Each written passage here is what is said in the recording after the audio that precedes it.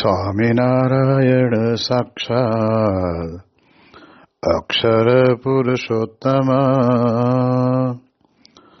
સર્વેભ્ય પરમાં શાંતિં આનંદં સુખમર્પયેત. શ્રી સ્વામિનારાયણ ભગવાનની જય. શ્રી અક્ષર પુરુષોત્તમ મહારાજની જય. શ્રી ગુણાતીતાનંદ સ્વામી મહારાજની જય. શ્રી પ્રમુખ સ્વામી મહારાજની જય. શ્રી મહંત સ્વામી મહારાજની જય. પ્રગટ ગુરુ હરિ પરમ પૂજ્ય મહંત સ્વામી મહારાજની આજ્ઞા અને આશીર્વાદથી આપણે બધા નિત્ય પ્રાતઃ કથાનો લાભ લઈ રહ્યા છીએ. આજે આપણા માટે જાન્યુઆરી મહિનાની 11મી તારીખ અને શનિવારનો મહાપવિત્ર દિવસ છે અને 1422મી સભા થાય છે અને કહત હૈ સહજાનંદ એ વિષય ઉપર 1073મો દિવસ થાય છે. ગુરુ હરિ મહંત સ્વામી મહારાજની આજ્ઞાથી આ પ્રમાણે આફ્રિકાના પ્રવાસની અંદર ગયા. એમાં વિશેષ કરીને હરિભક્તોના અંતરની અંદર સત્સંગની કેટલી બધી દ્રઢતા છે એ જોઈ અને આપણને અંતરની અંદર 100% અહોભાવ પ્રગટ થાય અને એ હરિભક્તો કેટલી નિષ્ઠાથી પોતાનું જીવન જીવી રહ્યા છે એમને પણ એટલી જ પરમ શાંતિ અંતરની અંદર દેખાયા કરતી હોય છે. કિસુમોની અંદર ઇન્દ્રવદનભાઈ તથા જયેશભાઈ પટેલ એ બંને જણા રહે છે અને એમની મેટ્રેસની મોટી ફેક્ટરી આગ લાગીને ભસ્મીભૂત થઈ ગઈ. સંતોએ સાંત્વન આપવા માટે ફોન કર્યો અને ત્યારે તેઓ કહે કે જેવી મહારાજની અને બાપાની ઈચ્છા. આવા વ્યવહારિક કે આર્થિક પ્રશ્નો આવે ત્યારે સામાન્યતઃ હરિભક્ત સત્સંગમાંથી પાછા પડી જતા દેખાય છે, પણ તેઓએ સવાર સાંજ નિત્યક્રમ પ્રમાણે મંદિરે તથા આરતીમાં આવવાનું ચાલુ જ રાખેલું. આપણે સત્સંગની અંદર જોડાયા છીએ તો આપણા અંતરની અંદર આવા પ્રસંગો સાંભળવાથી પણ આપણને બળ અને પ્રેરણા મળતા હોય છે. કારણ કે તો જે બનવાનું હોય એ બનતું જ હોય છે, પણ સત્સંગના કારણે કરીને જ્યારે એવું બની આવે છે ત્યારે તે વખતે બળ અને હિંમત અંતરની અંદર રહ્યા કરે છે. એટલે એ દ્રષ્ટિએ કરીને આપણે વિચાર કરીએ તો આપણને ખ્યાલ આવે અને પાછું વળી સત્સંગની અંદર નિત્ય પ્રત્યે સવાર સાંજ જે મંદિરે આરતીમાં આવવું, અષ્ટકમાં ઊભા રહેવું, કથા વાર્તા સાંભળવી એ ચાલુ રાખવું ને એ જ સાચા સત્સંગની અંદર આપણા માટે મહત્વનું સ્થાન છે. અને એટલા જ માટે થઈને સત્સંગ કરવો તો મહારાજે વચનામૃતની અંદર કહ્યું ને કે જીવના કલ્યાણ માટે સત્સંગ કરવો, પણ પોતાને નાની મોટી આવી વિપત્તિ આવી હોય તો એ વિપત્તિને ટાળવા માટે થઈને કે પછી પોતાના જીવનની અંદર એને દીકરો ન હોય તો દીકરો આવે, એવા કોઈ પણ પ્રકારના અંતરની અંદર આશા અને વિચારો રાખવા નહીં. એવી રીતે આપણે જાણીએ એ પ્રમાણે મહારાજ પોતે કહે છે કે સત્સંગ જીવના કલ્યાણ માટે કરવો. જે 80% જેટલા હરિભક્તો પોતે નિયમિત કથા વાર્તા કરતા સાંભળતા હોય એમાંના આ પ્રમાણે કહેવાય છે કે સત્સંગની અંદર આપણને એ પ્રમાણે કિસુમની અંદર જયેશભાઈ ને ઇન્દ્રવદનભાઈનો પ્રસંગ આપણે સાંભળ્યો. ત્યાર પછી આગળ આવે છે કે મોમ્બાસાની અંદર ભાવેશભાઈ કાનાબાર એ પોતે રહે છે. તેમણે 1991માં બ્રહ્માનંદ સ્વામીના સંવાદમાં પાર્ષદનો વેશ ભજવેલો અને તે વખતના સમયની અંદર એ પાર્ષદના વેશની અંદર ભાવેશભાઈ કાનાબારને પ્રમુખ સ્વામી મહારાજે જોયા અને સ્વામી બાપા એવું બોલ્યા કે આમાં શોભે છે, આજ પહેરી રાખજે. બાપાના વચને ત્યારથી તેણે સાદા કપડાં પહેરવાનું શરૂ કર્યું. ક્યારેક સફેદ લહેંગો અને ઉપર આસમાની શર્ટ અથવા તો લહેંગો જબ્બો પહેરે. 2007ની સાલની અંદર હરિભક્તોએ બાપાને કહ્યું કે હવે સારા કપડાં પહેરે તેવું આપ કહો. બાપા કહે ના, આ બરાબર છે. એટલે સ્વામી બાપાની આજ્ઞા પાળતા તેઓ હજુ પણ સાદા કપડાં જ પહેરે છે. આમ જોવા જઈએ તો આપણા જીવનની આ કોઈ સાધના, મોટી સાધના નથી, પણ મોટા પુરુષના વચને કરીને જ્યારે આ પ્રમાણે જીવનની ભર પોતે પોતાના જીવનમાં સાદા કપડાં પહેરે અને મોટા પુરુષની રુચિમાં ભળી જાય તો એમાંથી એને પોતાને અંતરની અંદર પરમ શાંતિ આપતી હોય છે. અને એટલા જ માટે થઈને આવા પ્રસંગોને જ્યારે આપણે સાંભળીએ ત્યારે આપણે એટલો વિચાર કરવાનો કે મોટા પુરુષની રુચિ અને મોટા પુરુષનો કહેવાનો મર્મ સમજવો જરૂરી છે. આમ જોવા જઈએ તો શરીરને તો કપડાં વડે કરીને ઢાંકવાનું જ છે. બાકી તમે ગમે તેટલા સારા પહેરો, ગમે તેટલા સુશોભિત પહેરો, ગમે તેટલા ઇસ્ત્રી ટાઈટ પહેરો, ગમે તે કલરના પહેરો, પણ સ્વામી કહે ને કે એમાં કોઈક પણ પ્રકારનો નાનો મોટો ડાઘ પડે ને ત્યારે એ વિશિષ્ટ કપડા ઉપર જે તમને પોતાને હેત અને પ્રેમ હતો એ બધો કપડા ઉપર પડેલા ડાઘના કારણે કરીને ઓછું થઈ જાય. એટલે મહત્વની બાબત એ છે કે આમ ઘણી વખત આવા નાના પ્રસંગ સાંભળીને એમાં થાય કે એમાં શું, તો સાદા કપડાં પહેરે પણ કપડાં તો પહેર્યા ને ઉઘાડા તો રખડતા નથી ને, એવું મનની અંદર ઘણા બધાને થતું હોય. પણ ઉઘાડા ફરવા કરતા પણ પૈસે ટકે સુખી સંપન્ન હોવા છતાં પણ જીવનની અંદર આ પ્રમાણે મોટા પુરુષની રુચિમાં ભળી જઈને સાદા કપડાં પહેરીને પોતાનું જીવન વ્યતીત કરે, એમાં એને મોટા પુરુષનો વિશેષ રાજીપો પ્રાપ્ત થતો હોય છે. અમદાવાદની અંદર આપણા એક હરિભક્તનો દીકરો પોતે પોતાના ઘરની અંદર રહેતો ત્યારે એણે 365 જોડી કપડાં કરાવેલા અને દરેક શર્ટ અને દરેક પેન્ટની સાથેનું મેચિંગ થાય એવી રીતના. પણ ડ્રેસિંગ રૂમની અંદર જ્યારે એ જાય ને ત્યારે અડધો કલાક કે પોણો કલાક તો એનો ચોઈસ કરવામાં જાય.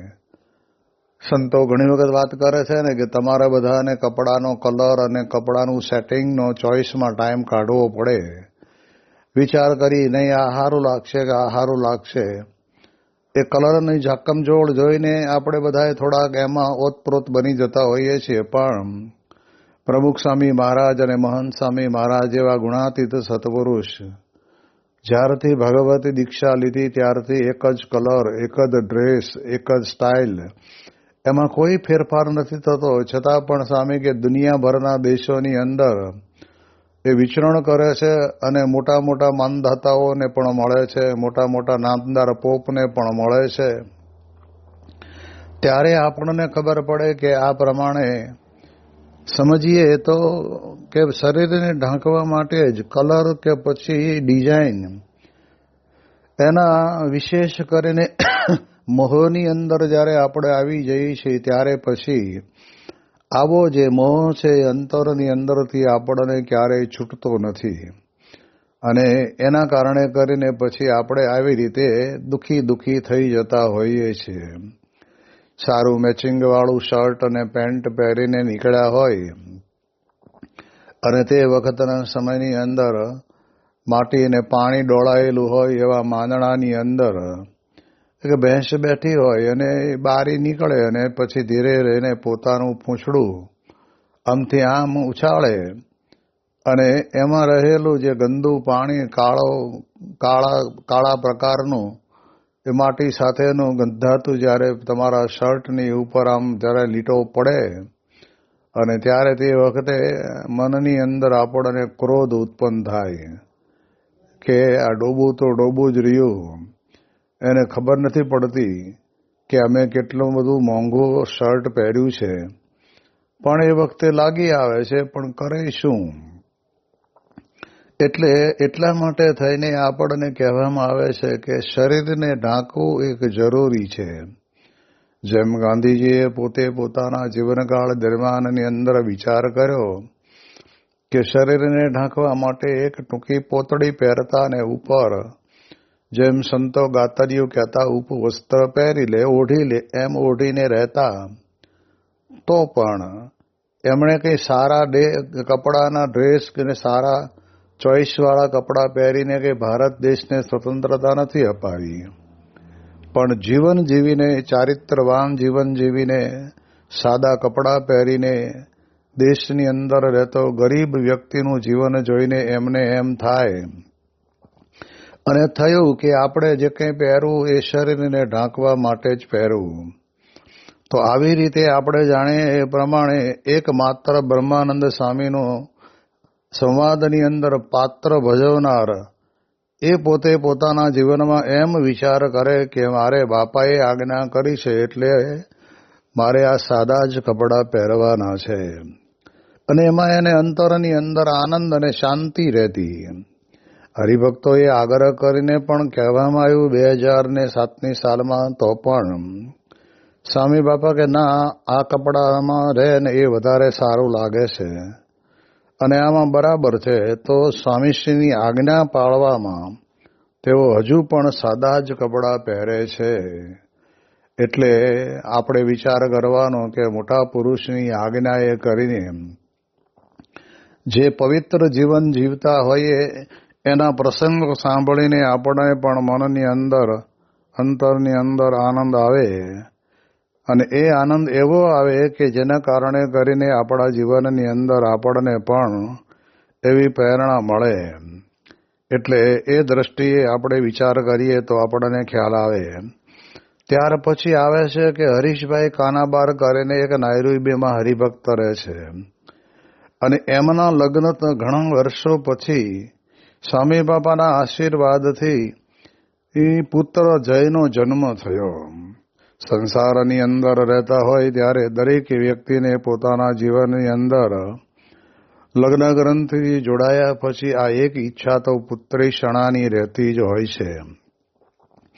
પરંતુ આફ્રિકાના સત્સંગની અંદર આવેલા હરિભક્તોના જીવનની અંદર આપણને અનુભવ થાય, ઘણા બધા વર્ષો પછી એ જ્યારે દીકરાનો જન્મ થયો, એનું નામ જય પાડવામાં આવ્યું અને લાડકોડથી ઉછેર કર્યો હતો, પણ 18 વર્ષની ઉંમર થઈ અને તે વખતે ગાડીની અંદર એના મિત્રોની સાથે એ જય પોતે ગયો હશે અને અકસ્માત થયો અને ધામમાં ગયો. આપણને ઘણી વખત એવું થાય કે નાની ઉંમરની અંદર એમનામાં જ બેઠા બેઠા ભગવાન એને ધામમાં લઈ જાય તો આપણને એમ થાય કે ના ના, કાંઈ દેહને તકલીફ પડી નહીં. અને આ તો કહેવાય છે કે ગાડીના સખત અકસ્માતની અંદર એ ધામમાં જાય છે. અને ધામમાં ગયો તો ખરો, પણ હરીશભાઈએ આંસુનું એક પણ ટીપું તો પાડ્યું નહીં. પણ પુત્રની અંતિમ યાત્રા પણ કહેવાય છે કે એમણે બેન્ડ વાજા કાઢીને વગાડીને કાઢી. અને જે દિવસે તેનો અગ્નિ સંસ્કાર થયો તે દિવસે સાંજે તેની પ્રાર્થના સભા હતી, અને તે પ્રાર્થના સભા પછી હરીશભાઈએ બધાને આગ્રહ કરીને પીરસ્યું અને લાડુ, દાળ, ભાત, શાક જમાડ્યા. ત્યારે આપણને ખ્યાલ આવે કે આ લોકની અંદર જે આપણા ઋષિ મુનિઓએ અને સંતોએ આપણને સ્વાભાવિક રીતે ગાયું છે ને કે જન્મ્યા ત્યારે જરૂર જાણો મરવાનું છે માથેજી, આવ્યા ત્યારે શું લાવ્યા ને શું લઈ જાશું સાથેજી, એક જન્મે ને એક મરે છે દિન ઉપર દિન જાય જી, આજકાલ કરતા આવરદા ઓછી થાય જી. આપણે બધા જાણીએ છીએ, પણ છતાંય કહેવાય છે કે આ પ્રમાણે અકસ્માતની અંદર જ્યારે દીકરો ધામમાં જાય ત્યારે તો સ્વાભાવિક રીતે પોતે તો રડે, પણ એના સગા સંબંધીઓ પણ આવીને પોક મૂકીને રડતા હોય છે. પણ પ્રમુખ સ્વામી મહારાજ અને યોગીજી મહારાજ અને મહંત સ્વામી મહારાજે આફ્રિકાના હરિભક્તોના જીવનની અંદર જે સત્સંગની સરવણી વ્યતિ મૂકી એ કાંઈક અદ્ભુત અને અલૌકિક છે. અને એ વખતે કહેવાય છે કે સ્મશાન યાત્રા જ્યારે નીકળી હોય ત્યારે તે વખતના સમયની અંદર બેન્ડ બાજા વગાડવા એ તો એક જબરજસ્ત, અને એમાંય પાછું કહેવાય છે કે આટલી નાની ઉંમરનો 18 વર્ષની ઉંમરે જ્યારે દીકરો ધામમાં જાય તો આવું કરવું અશક્ય છે. ઘણા તો બધા બહુ મોટી ઉંમરના જ્યારે વૃદ્ધ માતા પિતા ધામમાં ગયા હોય તોય પણ કહેવાય છે કે 15 દાડા સુધી તો શોક ઘરની અંદર હોય. કોઈ મહેમાન આવે તો પણ કંઈ મિષ્ટ ભોજન બનાવે નહીં, સારા કપડાં પણ પહેરે નહીં, અને એવી રીતે જીવન જીવતા હોય કે હવે અમારા વડીલ હતા એ ગયા એટલે એનો શોક રાખ્યો છે.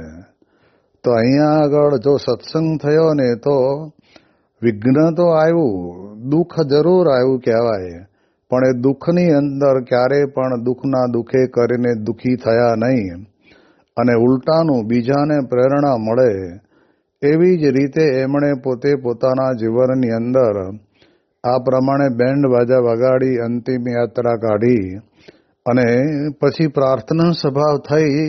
એની અંદર જે કોઈ લોકો આવ્યા એ બધાએ પ્રાર્થના કરી, અને એની અંદર એમણે પોતે આ પ્રમાણે કહેવાય છે કે બધાને આગ્રહ કરીને જમાડ્યા.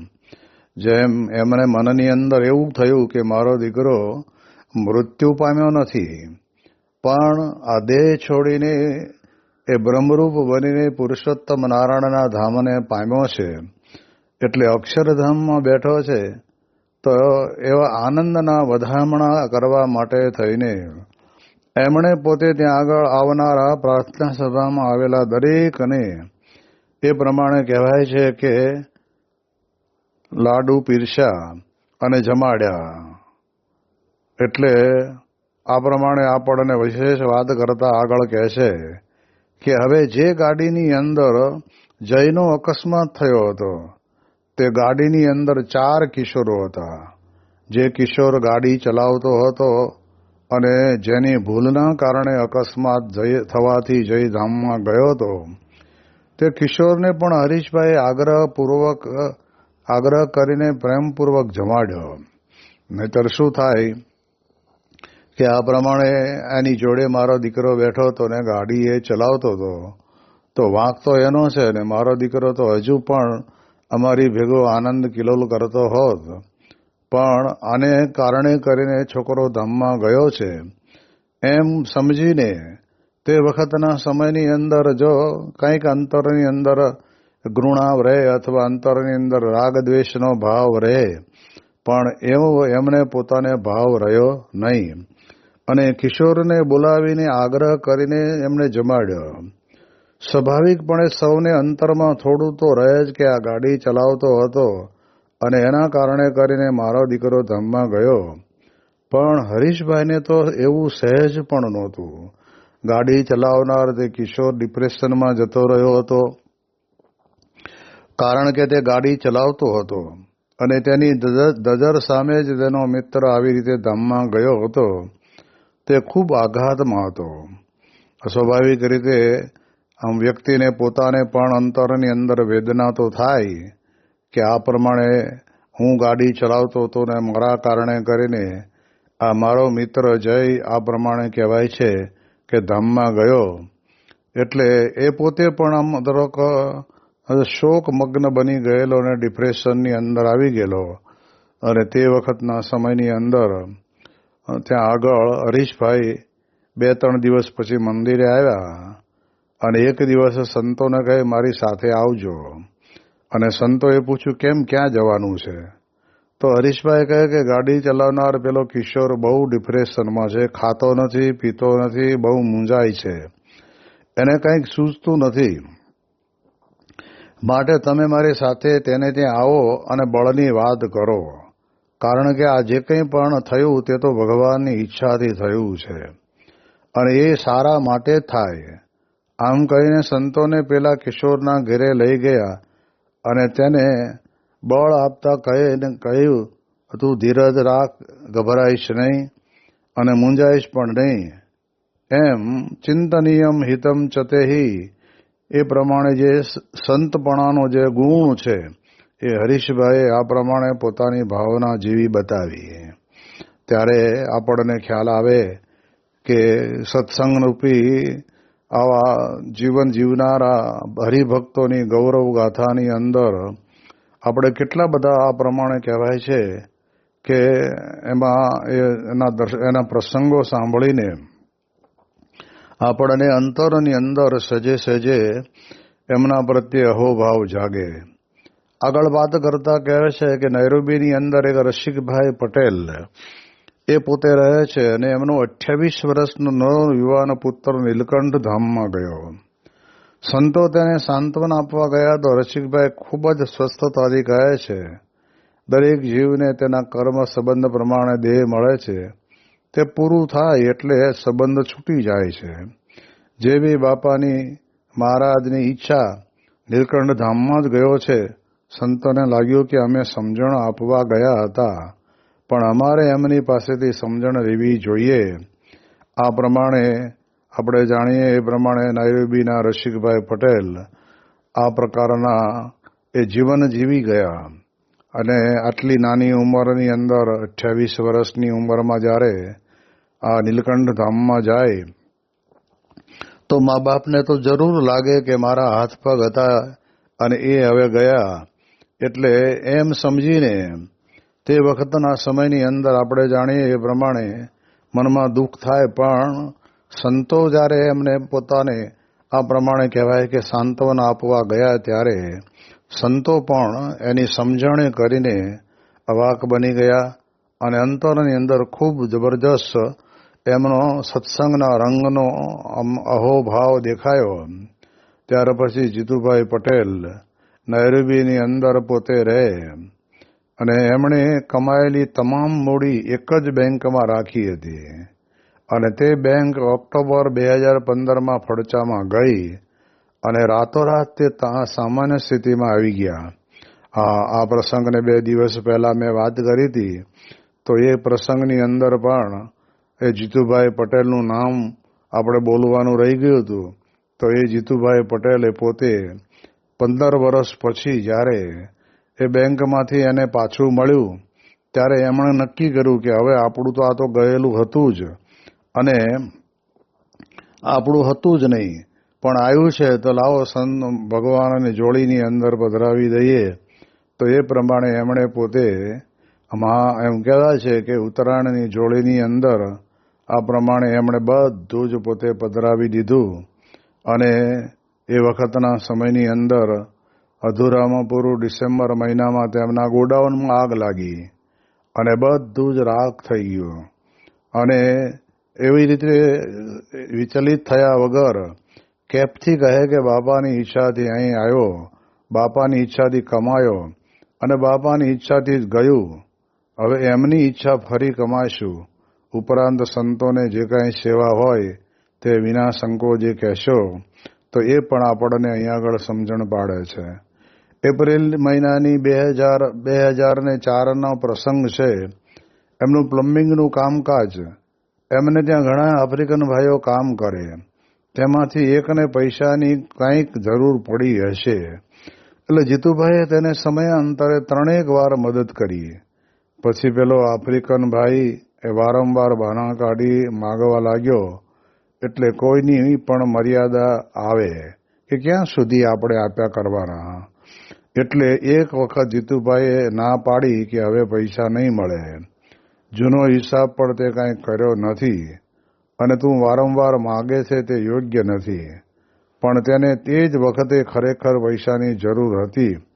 તેથી તેણે નક્કી કર્યું કે જીતુભાઈનું કાસળ કાઢી નાખવું. આપણને પૈસા આપવાની ના કેમ પાડે છે.